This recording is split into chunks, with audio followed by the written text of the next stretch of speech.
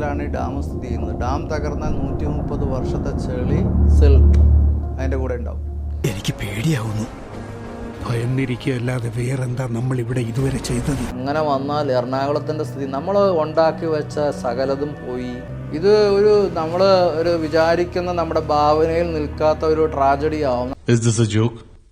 Yes, it's a big joke. ഉത്തരവാദിത്തപ്പെട്ടവർ കൈവിറച്ച് ഒളിച്ചിരിക്കുന്നു.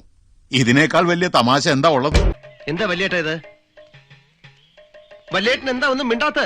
എന്നാൽ ഇനി ഞാനത് പറയാം. മുല്ലപ്പെരിയാർ ഡാമിന്റെ സുരക്ഷയുമായി ബന്ധപ്പെട്ട ആശങ്ക ഉയരുന്ന സാഹചര്യത്തിൽ വിഷയത്തിൽ പ്രതികരണവുമായി മുഖ്യമന്ത്രി പിണറായി വിജയൻ. വിവരങ്ങളും പറഞ്ഞിട്ടുണ്ടാവൂല്ലേ? പറഞ്ഞു. എന്താ പറഞ്ഞേ? ഡാമിന് പെട്ടെന്ന് എന്തെങ്കിലും സംഭവിച്ചേക്കാം എന്ന ആശങ്ക അടിസ്ഥാനരഹിതമാണെന്ന് അദ്ദേഹം പറഞ്ഞു.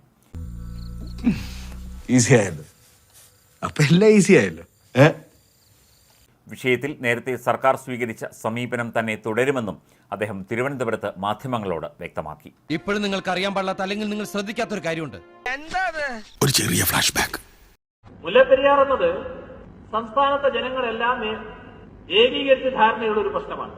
ഭരണപക്ഷമെന്നോ പ്രതിപക്ഷമെന്നോ ഒന്നുമുള്ള വ്യത്യാസമില്ലാതെ എല്ലാവർക്കും ഏകീകരിച്ച ധാരണയാണ്. അവിടെ ഡാമിന് ബലക്ഷയമുണ്ട്. ആ ബലക്ഷയത്തിന്റെ ഭാഗമായി ഡാം തകർന്നാൽ ഉണ്ടാകുന്ന അപകടം ഒഴിവാക്കാൻ വെള്ളത്തിന്റെ പരിധി കുറച്ചു കൊണ്ടുവരണം. ശാശ്വതമായ പരിഹാരത്തിനായി ഒരു പുതിയ ഡാം പണിയണം. ഇതാണ് കേരളത്തിന്റെ ആവശ്യം.